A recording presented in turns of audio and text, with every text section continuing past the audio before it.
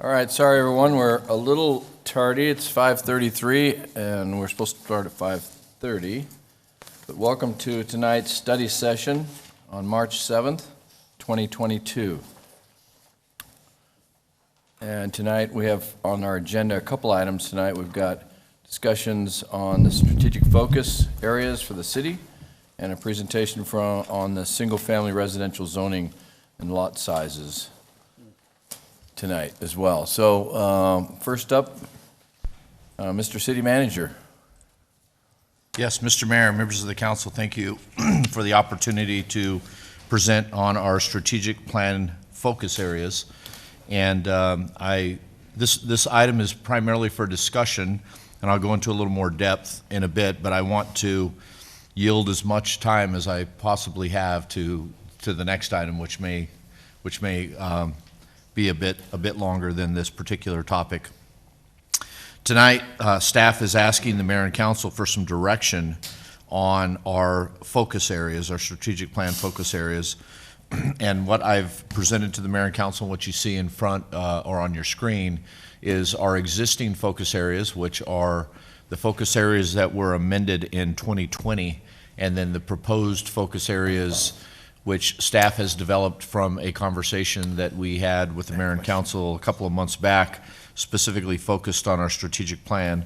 But a bit of a background for those watching this evening.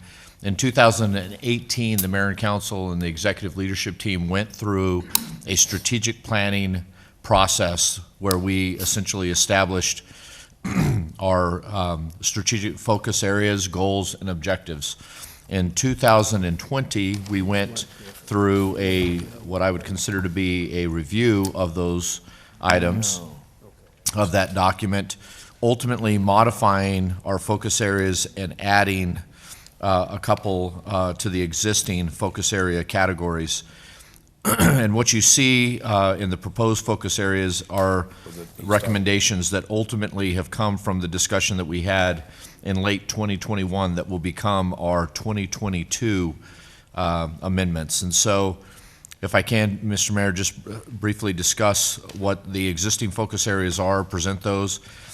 Fiscal responsibility has been a topic, an area that we have focused on since 2018, quality of life as well, marketing. In 2020, we added economic opportunities. In education and workforce development, we had actually had that since 2018, and in 2020, we added healthy and safe community environments. When we met in late 2021, the discussion really evolved around what I would consider an advancement in our strategic plan. We had really made good strides in meeting many of the goals and many of the action items which we put together annually as part of our budget process. But the sense that I walked away from that meeting from the council is that while many of these focus areas are items that we ought to continue to highlight and reference, that we really had made good progress since 2018. And so what we've done as a staff is attempted to build on what we've got in place, as well as to respond to a couple of specific areas related to quality of life and marketing. And I'll talk a little more about those two particularly as we move through this. And so the goal tonight, Mr. Mayor and members of the council, is really to get your direction on finalizing these focus areas through the discussion that we have this evening, so that we can finalize the revisions to our 2022 strategic plan. So let's start with fiscal responsibility, which is somewhat specific and really focused on maintaining what I consider to be a very conscientious and focused fiscal response to providing the level of services to the community. But at least in the dialogue that we had in late 2021, there were council members that had expressed the fact that it needed to be a little broader than just fiscal responsibility. And so the recommendation that staff came up with from the discussion is to change this to financial stability, which I think the council as a policy board really focuses on the stability, the long-term financial stability and sustainability of our financials, That would include both the revenue generation from a stability perspective. It's abundantly clear that the council has been very, what I consider to be conservative when it comes to taxes and raising taxes. That's apparent by our sales tax rates that have been the same for over 30 years, our property tax goals that we set each year, and then a sustainability plan that ultimately looks at our expenditure side of the equation as well to ensure that we can not only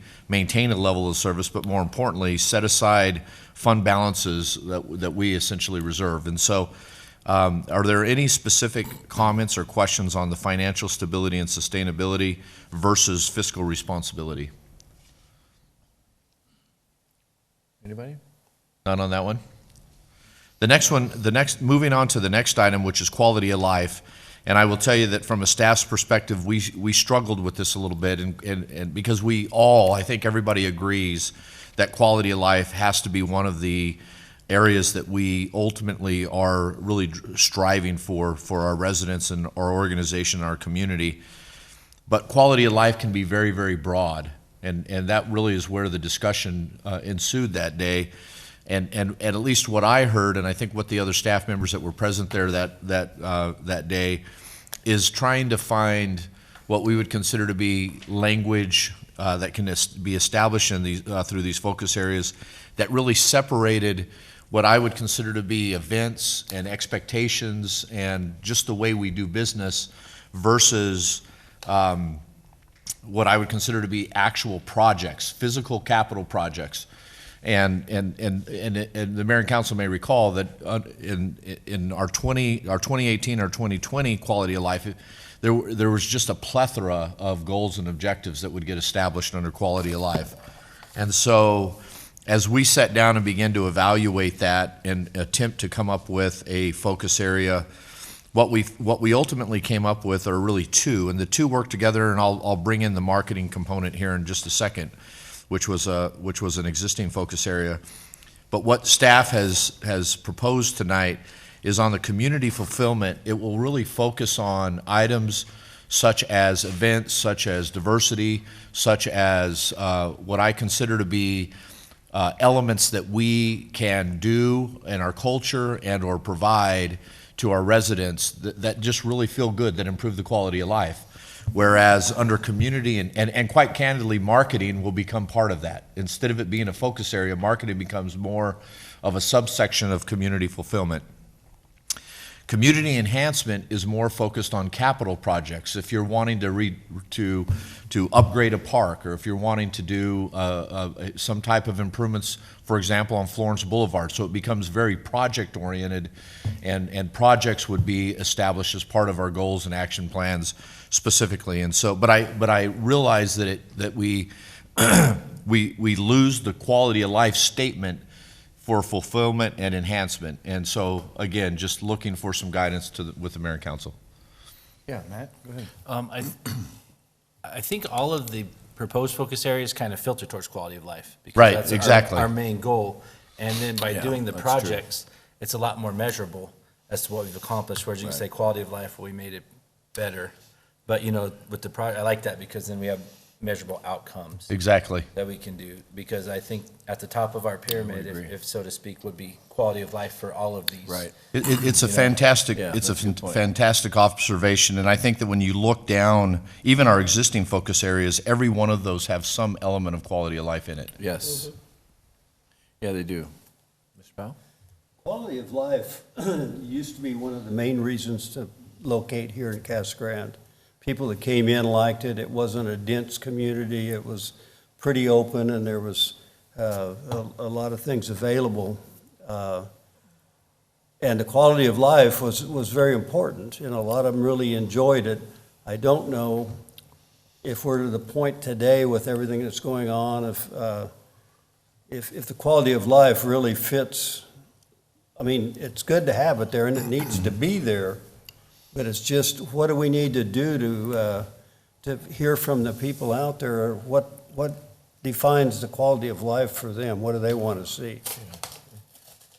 Yeah, Larry, I agree. I think your original statement was that quality of life is a pretty broad statement. And to Matt's point, really everything we do points to quality of life. Meaning everything that we work for our citizens, which we are elected by, is to improve or try and improve, make the right decisions to improve our community's quality of life. So, whether it's a road or whether it's a school or a fire station or whatever it is, those are all, in my mind, quality of life. Trash, Quality of life, yeah, trash, everything, all that stuff is all points to quality of life. So I don't have any problem with it. Even the enhancement, I read through all these several times, but anybody else have any other comments that they want to make? Yeah, go ahead. I like the idea of continuing to promote things that are going to build relationships within our community. I think that's what makes our community unique. Yeah. And keeps us from turning into a bedroom community. And I think we saw the difference between our community and a bedroom community at the state championship football game this year, where we had 10,000 people there. We had Matt Herman stuff it into his Letterman's jacket that was 20 years old. There's that sense of pride in the relationships that we want to keep going, and how we keep that going is, a lot of the electric light parade and some of these activities that we do that continue to keep people connected to our city. That's true. Yeah, no, and I totally get that. And that's what makes Casa Grande unique, is we are not a bedroom community. We are our own community because we don't touch anybody. It's not like Chandler, when you drive through Chandler and all of a sudden now you're in Phoenix, and then you drive a little further, now you're in Tempe, and you don't even know when you've crossed from one city to the next. When you leave that's Casa a big Grande, deal. Casa Grande, you know you've left Casa Grande. I just cry and turn around and come back. He hasn't been north of the Gila in how long? Well, because he's a smart man. He doesn't go up I 10. Mayor, Go ahead, No, and Lisa. I understand taking out the quality of life. The only thing is, I think community fulfillment is very broad too. And so Sure. I think when you look at these separate, you have community because this will be the focus areas. Right, that's correct. I don't know if I love the word fulfillment, but I don't know if there were any other words you played around with that possibly and should it be community fulfillment? Is there something else so then you don't have community fulfillment and community enhancement? Because I think fulfillment is very broad to me. But I don't know, I can't come up with something off the top of my head, but I was just curious if there was something else that you guys were thinking of. Well, I think one speaks more to events and Right. things, and the other one, And I think enhancement, I feel better about, but community fulfillment, to me, just seems very And to Right. Lisa's point, to the average citizen that doesn't go through this, Yeah. are they going to understand what that means? Yeah. I think that I Yeah. agree that we need to And make I sure get we were probably just really looking at the words and, but I don't know, Well, I'm certainly open to any suggestions, and to both council members' points, we struggled with it a little bit, and some of the ideas that we did come up with, some of the words, if you will, is enrichment. We also had, and we had items like community pride in here, and we had interaction with our residents and our citizens, neighborhood livability. And so again, from staff's perspective, I understand the comments that are being made. I'm just not sure of the exact terminology Yeah. that works there to meet what we're trying to express. right. Mr. Bell? Oh, I'm sorry. That's all right. Bob, you want to go? Go ahead, Bob. Well, I was just going to say, I'm certainly open to another word other than fulfillment. But one thing is, we're seeing these focus areas in a vacuum. We're not seeing them on the strategic plan. And this would be followed by goals and objectives. Right. That's right. that would That's right. spell out Correct. what it- Right, that's a Right. good point. That's a good point. Exactly what I was Yeah. gonna say. One of the things that really So speaks the to. goals would define Go it ahead. more. I'm sorry. The goals would define it even Exactly. more. Yeah, that's a good point. Go ahead, The, Mr. Bell. the fulfillment is what are, we used to send out a paper and people would say, do you like this about our community? Do you like that about our community? and address some of those things. We talked about doing that earlier Yes. on, Larry, we just haven't. But if you really want to know their fulfillment and what they'd like to see for enhancement, I think the replies that would come in would sure be a guide. And probably nobody on council knows for sure what they're wanting, because there's a lot of people out there, but, yeah. And Mr. Powell is absolutely correct. We actually had discussions about budgeting for a community citizen survey, interactive talked about survey. And quite frankly, it is on our fiscal year 23 agenda right now, action planning agenda, which would be next fiscal year. And it does give pause to whether or not we want to change these focus areas today or move another year before we go through those, before that citizen survey. I do think if I can just incorporate the marketing component to this, and I think everyone agrees that marketing is more of an action item that ultimately becomes part of the goals under quality of life or a community fulfillment type of a focus area. But again, from a staff's perspective, we are open. These are actually your strategic planning focus areas, and so we are open to any of the feedback that we can obtain. Yeah, go ahead. To Bob's point, all the things you said of the different words you had, I think that all would fit under fulfillment. It And once would. we define it better, to your point, then Know what it is, yeah. then we'll know what it is. And, Okay. And also, we are going to do a survey in 23 probably. Right. But Maybe change But our again. thing about the strategic plan, which I've been so proud of, is this is one of the only ones that's ever happened where we do revisit it Regularly. Yes. So if we have to Yeah, if revisit it after changes, this, if it changes again, it if we have to changes. revisit after the survey, Yeah. and maybe we put these areas in the survey and say, what do you think about this? Absolutely. Yeah, I think Bob has a good point, and that is that, maybe we should look at this in context, right, in the context of all the goals, and that might Right. actually make more sense. But it will, usually when of course it'll outline the goals, but it's usually on a one-pager. These are strategic focus areas, and then you're gonna dig a little bit deeper too. So, but what is wrong with even just saying community satisfaction? I mean, that's what we're gonna be doing, a community satisfaction survey, is that just too That's what we used to do. simple, saying satisfaction instead of Well, fulfillment? Well, but see, fulfillment is like a Fulfilling, process. like It's a process Right, versus, the other is more of a feeling, right. and a wanna-be kind of feeling. But isn't fulfillment a feeling too? No. You're no, it's fulfilling, because you're saying it's the community. Fulfillment is the execution of something. Right, So like fulfillment centers, like they process coupons, for example, okay? That's the that's what they're defined as, fulfillment center. right, So they're actually processing something. okay. I guess I'm looking at it more as an individual, if you feel fulfilled. Fulfilled. Right, Fulfilled I in got the it, but that's not what community by- fulfillment means. though. Right, So, okay. Going back to quality of life, I think you'll find still in our community, a lot of people that really don't like a lot of density, they like it to be more open. We have developers that want to come in and create a lot of density. We had somebody trying to say we needed to rebuild this thing that was built in 1921 that we're in. I mean, we should really appreciate and treasure this building. And because it's not like Chandler, or it's not like someone else. So I think if you ask people on those questions, what is your questions as far as the quality of life in Casa Grande? And one of the things that's really developing is the entertainment areas are getting a lot better, and you don't have to drive as much.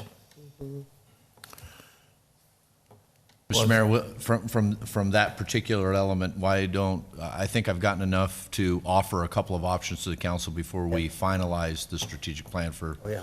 the revision. If I can, just quickly move to the other items, just to make sure that the council, and one of the ideas that I've had is we can still maybe call it quality of life and have two subcategories for Sure. whatever it may be of fulfillment and enhancement. So there are some options there that I think that we can work through.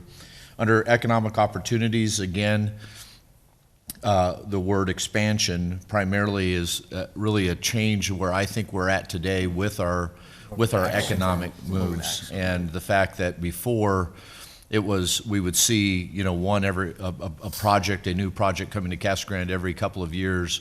And today we're seeing that more regularly. Certainly not advocating that that's something that's going to continue on the pace that it has been. But I think that the word expansion, at least in our mind, gives us a better opportunity to really begin to define what we expect out of economic development today versus just anybody that comes to the table that we're pleased with. So if that's fine, I'll leave that one.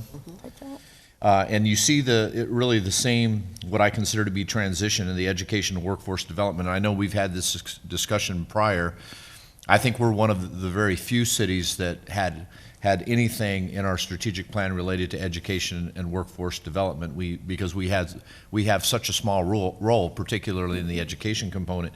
But it was abundantly clear to me that the council's goal, at least in 2018, 2020, was to really be a leader at the table of collaborative efforts. And what we're seeing today, and I know all of you have read some of the memorandums that I've put out or the updates about the type of interaction that's going on with our two school districts here in the community, with CAVIT and with CAC, and even some of the other universities that are around us today, that really that is beginning to expand, and we're advancing those efforts. And so we ultimately ended up moving from development to advancement. It'd be nice to explore on getting somebody here that can give a bachelor's degree. Those discussions are actually underway. It's Good. coming.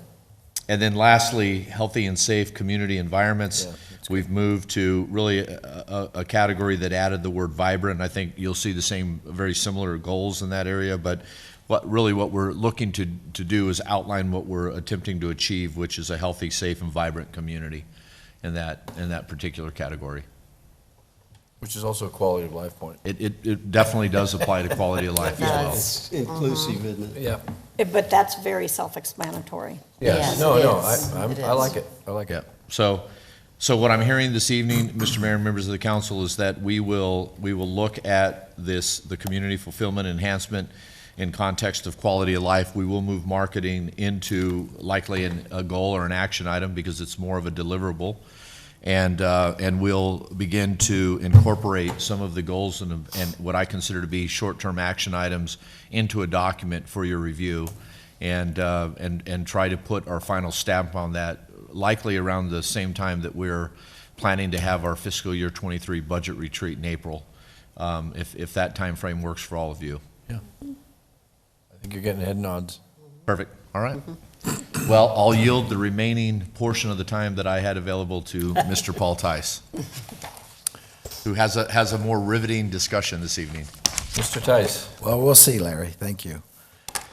Mayor, members of council, I'd like to use this presentation this evening to have a conversation about the types of residential subdivisions that you would like to see developed in Casa Grande. And specifically, we're going to talk about some lot sizes and some setbacks and other aspects of subdivision design. As Larry was talking, I was looking over the list of strategic plan focus areas. The thought occurred to me that a lot of what we're going to talk about this evening is going to fit right into those focus areas that you're reviewing. So with the passage of the Groundwater Management Act in 1980 in Arizona and the creation of the Pinal County Active Management Area, Pinal County AMA, a regulation was created that essentially stated that all new lots in subdivisions had to have a certificate of assured water supply that guaranteed 100 years of water supply for each lot. Now, there are some exceptions to that rule that we're going to talk about in a minute, but that's generally the rule. As planning staff evaluated where the residential growth would occur in Casa Grande, in conjunction actually with the general plan, the 2030 general plan, We reviewed the database from Arizona Department of Water Resources. We reviewed the records of Arizona Water, and we identified all of the subdivisions that had vacant lots in Casa Grande that had certificates of assured water supply. And that was a really interesting analysis, and because what that told us was two things. One is how much development we had potential for new residential developments, new residential subdivisions, and specifically where they're going to be located. And so the map you see on the screen does represent a point in time where all of these subdivisions had vacant lots and had associated cause. Now, since we've developed this map, some of those subdivisions have actually been built out. They no longer have vacant lots. Ghost Hollow would be an example, and there's other subdivisions that you've seen over the last 2 years have filled their vacant lots. So it's a moving target. Every day vacant lots are consumed by new buildings. But on the screen, I've kind of tried to capture where we are today as of a couple days ago. So in our final plats, those are the ones that are in blue on the screen. We have about 2,775 vacant lots. Now, most of those are already zoned PAD. They've been zoned PAD since 2004, 5, 6. So about 2,400, 2,500 are zoned PAD. A small portion of them, 287, are zoned in some other zone districts. Could be R1, could be R4, a variety of other zone districts. But the point is that the vast majority of those are PAD. And I'm going to tell you, because when they were platted and the infrastructure was put in for those lots, the water lines, the sewer lines, the roads were platted, you're unlikely to see much change in any of those. Those are probably pretty much set. Developers are going to build them per their original zoning, and you're not going to see much change at all. The next category, which is the green, and you can see most of the subdivisions are in fact in green, are the vacant lots that only had preliminary plats.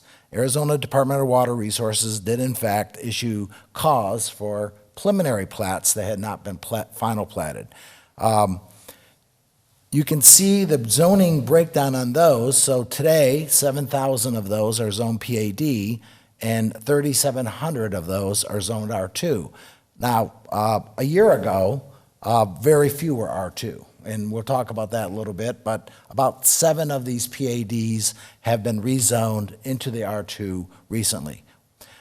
We actually have some that are in industrial and commercial zones. They were residentially platted at one point, but they just don't make sense for residential subdivisions today, and they're much better used as industrial sites.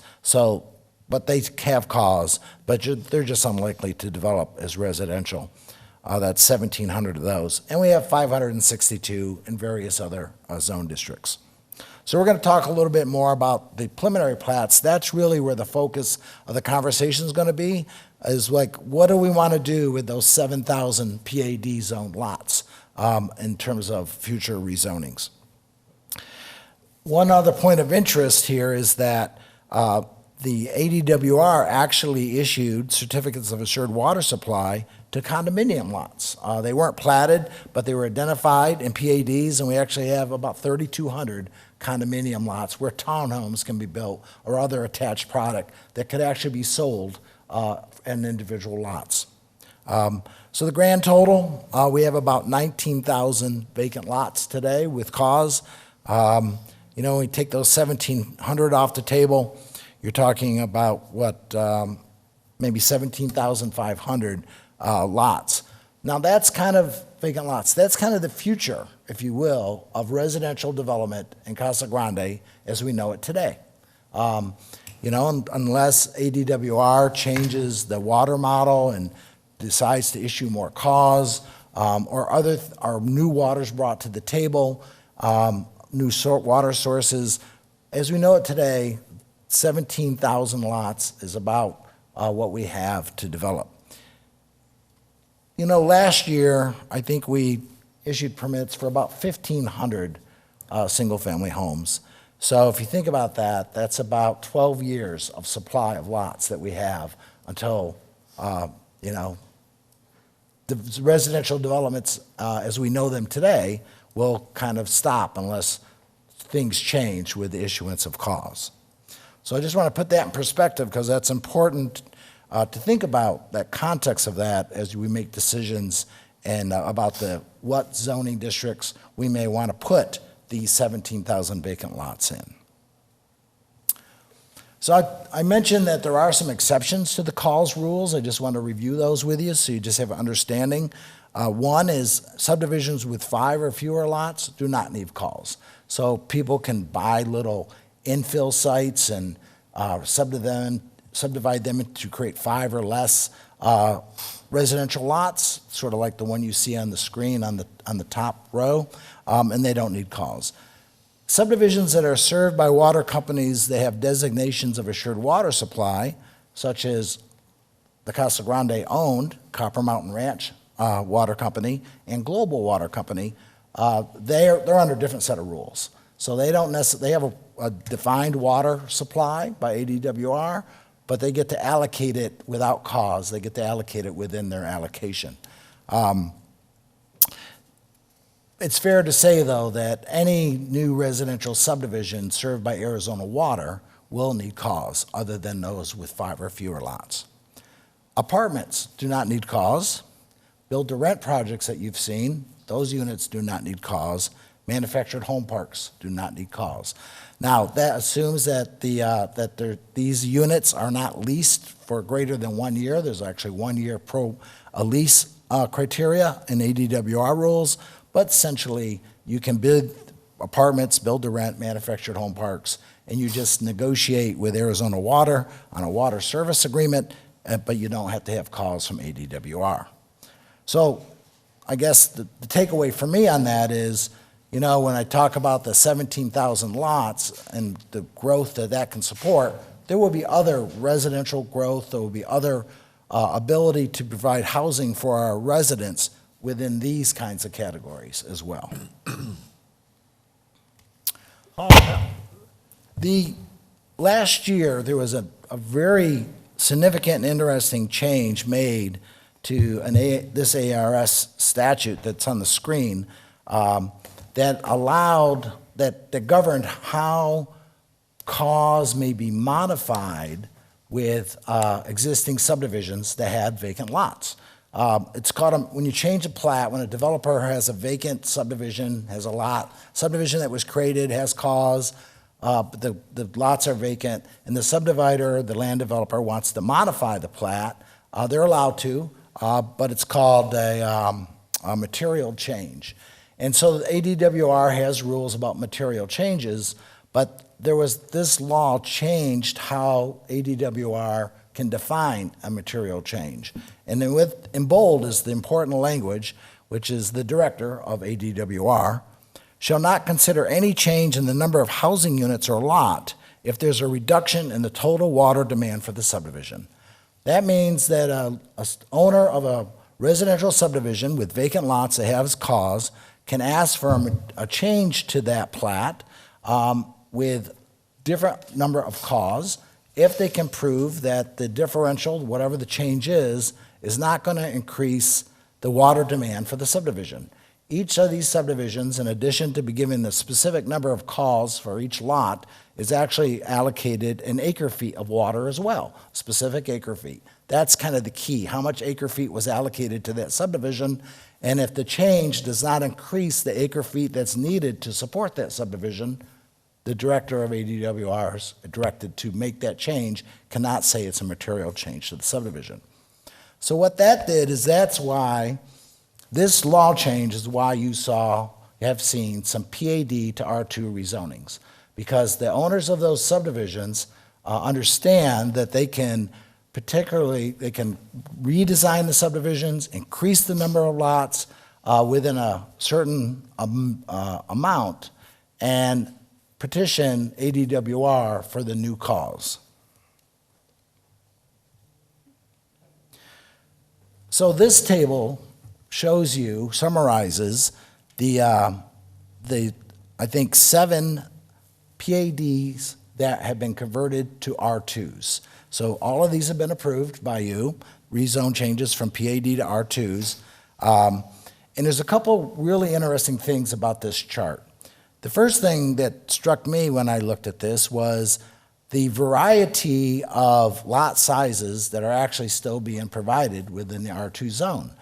As you might know, the R2 zone allows for a minimum lot size of 5,000 square feet and a minimum lot width of 45 feet wide.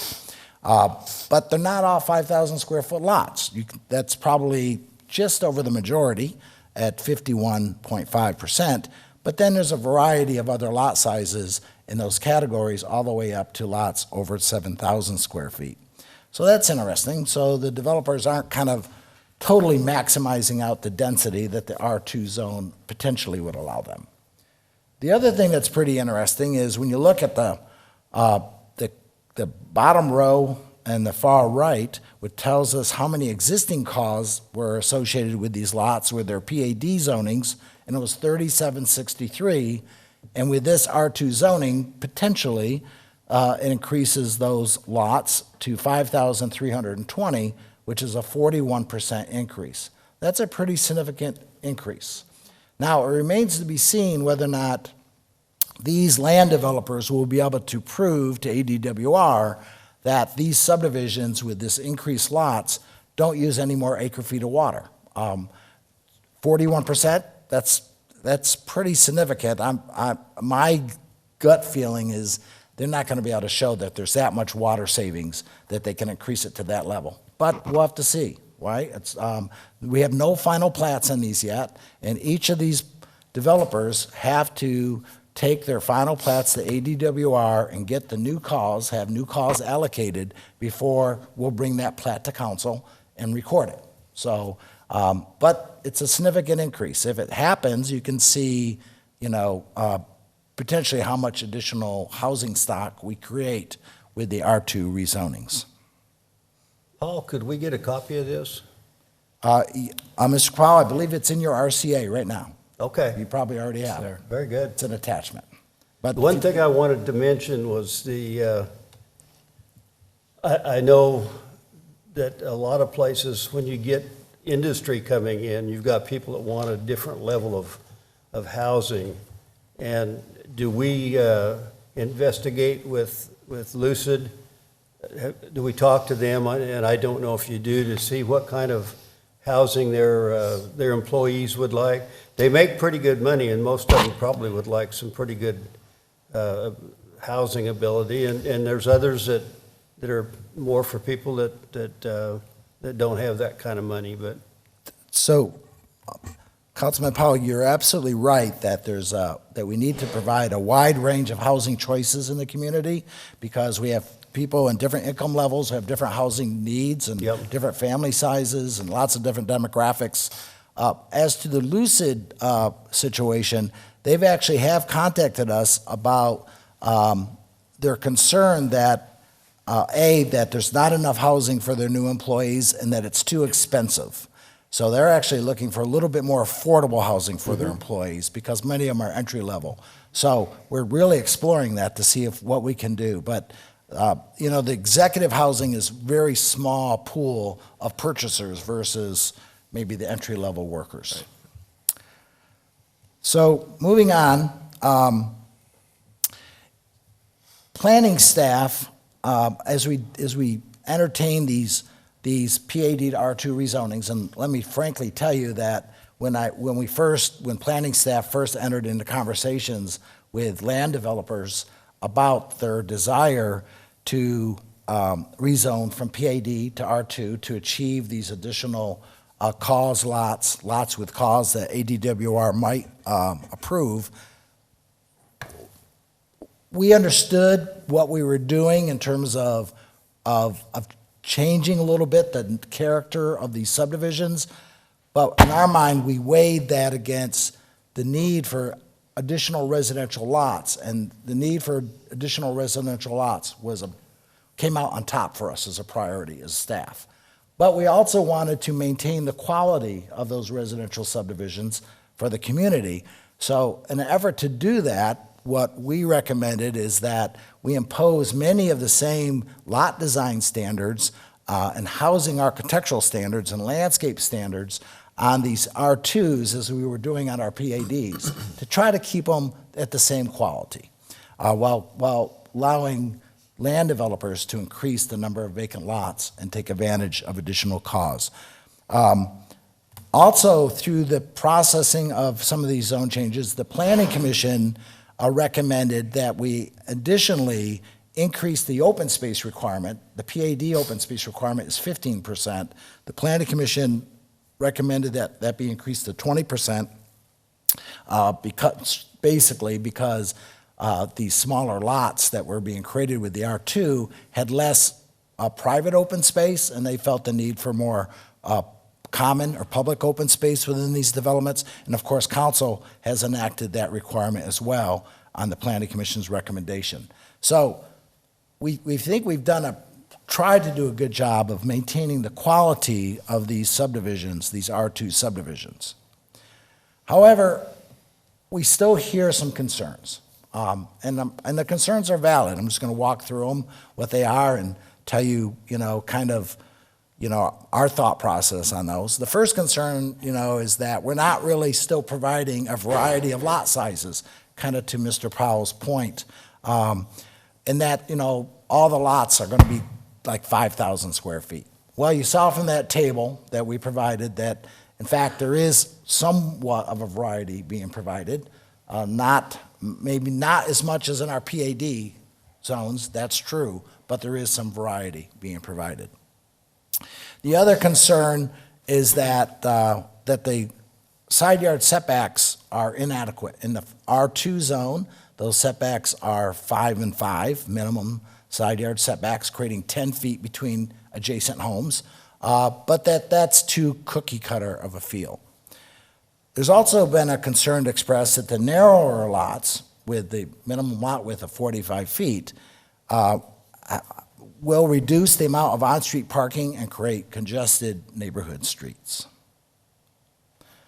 So, as I mentioned, the data shows that there is some variety of lot sizes being provided, not to the degree that we had in our PADs. In our PAD zone existing, the minimum lot size is 6,000 square feet, but anytime you create a lot less than 7,000, you have to have an equal number above 8. So in our existing PADs, the range is from 6 to 8 plus, right? That's what we're getting in our PAD zone. This is what we were getting in the R2 zone. You can see in the graphic, which is really a layout of one of the R2 subdivisions, there's some variety of different lot sizes included in the design. There is a relationship between the minimum width of lots and the side yard setbacks. I just want to talk about that a little bit and have you understand that it's really the minimum width of a lot. It's not really the lot size, if you will, but it's the minimum width that drives the setback issue. And here's why. Your typical home being built in Casa Grande today is about 35 feet wide. That's pretty the standard lot house width. And so you need, and then with the R2, it's 45-foot minimum width. So you need 5 and 5 side yard setbacks. So that's the greatest you can grant to build a 35-foot wide house on a 45-foot wide lot. So there's definitely a relationship to lot width to side yard setbacks. The other thing is there's a real relationship of lot width to on-street parking. If you have a 45-foot wide lot and you have a 20-foot wide driveway, you have 25 feet left of frontage before the next driveway. So you really get enough room for maybe park one car in front of each lot. And so depending on, most of these driveways can still hold at least 2 cars, and most of them have at least 2-car garage. But any on-street parking can end up with being just a line of on-street cars, not that many gaps between the parked cars on the street, sending a feel of congestion. So, and that's a legitimate concern. Let me back up one here for a second. Okay. So in thinking about understanding these concerns, understanding what we've done, understanding, the potential for increasing the number of vacant lots they have caused, I've put together some options for us to talk about and to discuss and to figure out which way, we all might want to go. So the option one is to basically to just keep our PAD zone subdivisions, zone PAD as they are. You have a lot of discretion, council has a lot of discretion, as planning commission does, in considering zone changes. And so, in most all cases, you would be within your rights to say, we're denying the zone change and we want to keep it zone PAD. I think city attorney would agree with that, that you have a lot of discretion in that regard. So, but the downside is you get kind of stuck with those 17,000 single-family home lots, vacant ones, unless other things happen to increase the supply of lots that have adequate water supply. Option two is to stay on the path that we're on now, which is to continue to support rezonings of subdivisions from PAD to R2 with the PAD conditions of record and the open space requirement. That's what we've done with the 7 that I showed you. We can continue down that path. Option 3 is there's another zone district called the R1A. It's an existing zone district. We could use that versus the R2. R1A only allows single-family homes, does not allow multifamily at any level. It also has a minimum lot area of 5,000 square feet, and it has side yard setbacks of 3 and 10 versus 5 and 5, which ends up with getting a separation typically of 13 feet between homes versus 10 feet between homes. And we have developers, land developers right now who are proposing to rezone their PADs to R1A, understanding that there was concerns about the R2. So that was kind of one of the responses. There's another option, which is to modify our PAD residential design standards to allow for a smaller lot, but increase the open space. So that modification would be minimum lot size of 5,500, versus the current minimum of 6,000. But only 75% of the lots in the subdivision could be as small as 5,500. You would have 25% of the lots that would have to have 6,500 square feet. Again, today, every lot below 7,000 has to have an equal number above 8,000 square feet in our PAD. But this of 5,500 and 6,500 would guarantee a mix of lots and a little bit bigger mix than larger lots than what you might see in our R2 or our R1A scenarios. Again, the open space would be increased from 15 to 20%. The minimum lot width would remain at 55 feet, which is what it is today in our PAD zone. That 55-foot lot width will allow us to maintain the current side yard setbacks of 5 feet and 10 feet, which would guarantee that we would have at least 15 feet between structures. And as I think about it, one of the things that I really like about the 10-foot setback on one side is the ability to have a 10-foot wide gate or an 8-foot wide gate that allows vehicle access to the backyard to do things like, get in. If you're going to build a pool, get the equipment in to build a pool. If you're going to do some maintenance, some landscape maintenance, that vehicle access to the side yard a lot of times is really very helpful.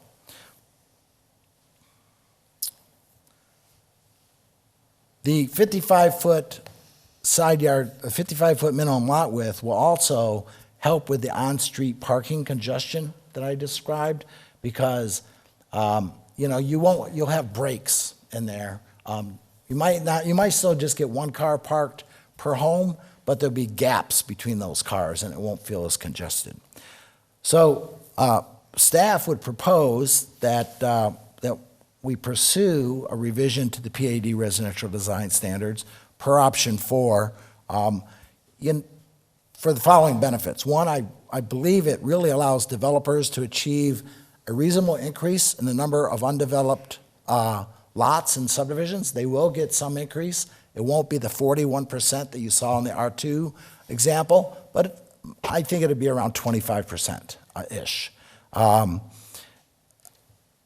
I think that, which they can ask, in my mind, that's probably in the range of things, that range of area that ADWR would probably be supporting as well, but that remains to be seen. As I mentioned, the 55-foot lot width will allow us to maintain the 5 and 10-foot side yard setback, as well as provide adequate on-street parking. 20% open space, which is an increase from our today's PAD, will ensure that residents have adequate areas to recreate, as well as contribute to the appearance of a quality subdivision. And I think it strikes a good balance between allowing additional residential density while maintaining the high standard of quality for Casa Grande's new neighborhoods. So that ends my presentation, and so Mayor, I don't know where you want to take it from here. One quick question, Paul. So the front yard setbacks, which we changed, right, Yes? would also allow for some of that non-cookie cutter type? It absolutely Building, right? does in that front streetscape, yes. Yes. Not the side to side, but definitely in the Right. front, yes. Right, okay. But that would still be maintained, right? Yeah, it would, yes. Okay, all right. That's allowed today in PADs. And PADs, they actually can bring it as close to 10. Like in this photo, that house on the right probably has maybe a 10-foot front yard setback. That one you're seeing there with the car in the driveway. Yeah, yeah. Yeah. Okay. Comments or questions? Good So your job. recommendation is option 4? It is. Okay. I like it. Anybody, any comment? Bob? Paul, even if we go with option 4 and basically amend the PAD requirements, a developer could still come in and request R2, could they not? Absolutely. Okay. Yes. There's no prohibition on the R2, and you would just make that decision on a case-by-case basis. Okay. Good question, Bob. Lisa? Paul, as far as affordability, because you said that that's going to be a key issue, do you see this would be a huge difference in what the developers are going to be asking for in that size lot and home? Changes the number of lots they can get. Well, that's a $300,000 question you just asked. I know, right? But, you know, But it is key, I mean, because that's the problem, is people can't afford houses right now, so. it is key. I guess the other side of the coin I'm going to throw out is, did the price drop because we allowed the additional lots and the smaller Right. lots, right? Did we really see a decrease? I don't know. You know, I think in the scheme of things, the land cost and the development It's cost minimal. is not as significant as the house construction cost. Right. Right? Yeah. Yeah. So I really can't answer that Yeah, truthfully. okay. Matt? So it's an interesting question. We talked about affordability and what employers want and what's being built and what we can do as a city. Well, we're really not in the business of building houses as a city, but we would like to have more workforce-type housing, affordable housing. So what we've done is entitle this land that people have asked us to put more lots, which in turn should make them more affordable, but yet all the input costs have gone up simultaneously. And this is a market-driven situation, right? I mean, we can only do what we can do. Right. And we don't control the housing, what people want to pay for a house. You know, we can do what we can do as a city, and what we're trying to do, I think, is provide more options as well with the single-family rentals and that sort of stuff. So that's an interesting question, because people keep pointing to the city and saying, why don't you build more affordable houses? Well, we're trying, but we don't build the houses, you know, that's a market decision. So, but to Lisa's point, is that 25% going to help it more affordable? But we don't know that. Like you said, that's $300,000 and $350,000 question, right? And we've been through this before, right? Back in 2008, when it, you know, you remember that, right? So it's just interesting. I do like but the question back to the PAD that the recommendation option 4, as we're calling it, we would still have to rezone the current PADs to the new PAD standard, or would they just automatically switch over? No, a developer, the landowner would have to come in and ask for a modification of their current PAD. To the new design To the new- standards. Right. We would actually go in and make a code amendment to modify the PAD residential design standards, which are a part of the zoning code. So we would make this revision to the zoning code, and then, which would then allow current PADs who had minimum lot sizes of 6,000, but they had 7,000 and 8,000 square foot lots, to come in and ask for these smaller lots. The new standards. Right, this new standard. And we have to go to the planning commission and the city council, just like the R2 zonings are. And they could still ask for R2, R1A, They could, whatever. yes. And another question, that the R2s that we've done recently, while in the R2 zoning, you can have multifamily, but most of the ones we have done are for single family and limited to, I say most, I don't think all of them are, but they specifically have a condition that it's only for single family. So R2 doesn't automatically give them multifamily. That's true, and the R2 zone is a zone district that allows single-family, detached, duplexes, fourplexes, small, medium-density development. All of the PAD to R2 rezonings that council's approved had a conditional record that limited them only to single-family. So we're not putting in all these things. Right. And when talking to people, especially this weekend, I got to talk to a lot of people, and I mean, the housing lots, the lots were a concern, but the biggest concern that you hit on it, is the street congestion. So that's kind of brought up the question of who sets I mean, I know we have a standard street width, but they could go wider, correct? But that would change the entire, it looked Well- like 44 feet is kind of our standard street width. 44 feet is the actual right-of-way. The street width is less, it's probably like 36, but I'd have to look at the specific. But the congestion is probably not because you really can't pass between two cars. It's just when there's cars parked on both It's the sides, appearance. it It's the just feels feeling, tighter, yeah. right? And it makes you slow down. I mean, I slow down, right? Right. I know we have probably some subdivisions that were built, in the past that had narrower streets, but today's streets all are designed to have parking on both sides and allow two-way traffic, the residential And that streets. is legal, by the way, to Yes, it park on the just street. feels tighter, right? But the lot width is what makes it feel tight Yeah. or not as tight. Because you got more houses and more cars and. Right. When the real estate market failed earlier on, there was a lot of people that lost their homes or couldn't afford them anymore or had to do whatever. When these are, what I've always wondered about, I at one time bought a duplex type thing and rented half of it. And I knew the guy and I said, tell me if you're going to leave. And he didn't have to tell me he was gone. But what I'm wondering about is what happens if they can't pay these? If they don't stay up with the rent? Are you going to have vacant buildings out there that are just waiting for somebody else to come in and take them? I assume that's what you would do, but Councilman Powell, at this point, we're talking about single-family homes for purchase, to buy. We're not talking build to rent here. We're just talking, regular single-family homes that people would assuming buy. people Now, buy you those. certainly could buy one and rent it, but essentially, these are owner-occupied homes with mortgages. when somebody leaves, though, what happens? Well, if you have a mortgage and you leave, you either pay the mortgage or you get foreclosed on, right? That's what happens today. Right. I mean, yeah, that has nothing to do with the zoning part, if you don't pay your mortgage. To Matt's point, I think that what I was most concerned about is the parking on the street, because that's what we hear complaints about a lot. And while, Paul, I agree with you about, if cars are on both sides, they can still get through. But what we're seeing more is that people are afraid their cars are going to get hit, so they park closer and they're up on the sidewalks, and then you don't, and then there's all That's that illegal. stuff that goes with it, and that is illegal. And so, I know that a lot of times HOAs say you can't park in the road at night.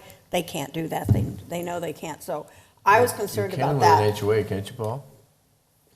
Roads are public. You can if your HOA conditions were imposed Yeah. prior to this new statute that said they can't do it. Okay. I can't remember the date, I know mine can oppose. 2015 or Yeah, 16? okay. Okay, when the state passed the law. Right, in 2015 or 16, yeah. So any new HOAs can't.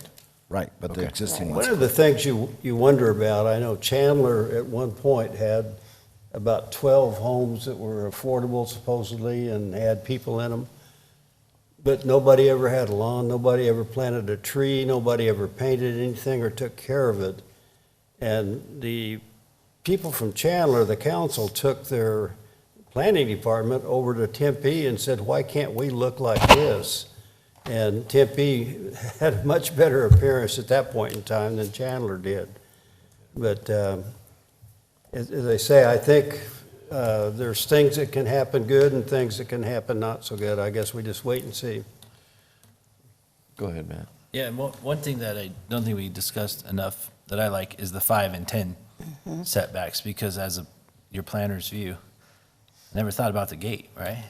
Because on a 5 and 5, you can't have a wide Right. enough gate to get anything through. And it's not to say that people, I mean, that's a HOA decision, you can park an RV or something in your yard, but at least you have access to build a pool or to landscape or to, move stuff in and out of there. So, and the 5 and 5, that's, It's gonna have. You can't. you can't do that, and that's pretty close, so the 3 and 10 or the 5, I like the 5 and 10, so I think that's a great, and that summarily helps with the congestion appearance, to your point, so. Yeah, I like it. I like your suggestion. It's a good compromise. Yeah, Yeah. I think it's a good compromise. So it would go, you think it would go then from that 41% to like 25%, that they could increase it? As I tried to do the math, rough math in my head, that's about what I came up with, yeah. Okay. Mayor. So But that's, so you still could increase it, but not quite to the extent that they may have wanted in the R2. exactly. And it's interesting Yeah. that the 5,000 square foot lots are barely half Right. Right. of the lots from that chart. Right, and Right. I will, just to remind council that, because I know you all don't follow the legislature like I do, but in the legislature, there is a lot of legislation that they're trying to legislate to cities about having more density. So they want, the legislature wants more density. Now, we were able to defeat it this year, but they're still, now they're forming a commission now to sit down with the building industry and legislators to now talk about it, to try and come up with a compromise, because the legislature views it as a problem. Views it that we don't have enough housing, we don't have enough affordable housing, so we need to be careful, but but we also need to protect our own community as well. So it's really an odd time in our history here in the state of Arizona. And so, just so that, keep it in the back of your mind, that's all. So We'll based continue to on, watch it. based on that feedback, staff will go ahead and draft a modification to the PAD residential design standards to implement this option. We'll take it to planning commission, hold a public hearing there, and then bring it back to council for final consideration. Okay. Sounds good. Thank you, Paul. Thank you, Anybody else Paul. have any other questions on it, or? Thank you, Mr. Tice. Thank you. All right, it is 6:37. Larry, we got some time. All right, so we'll stand adjourned until 7 o'clock, and we'll call the council to order.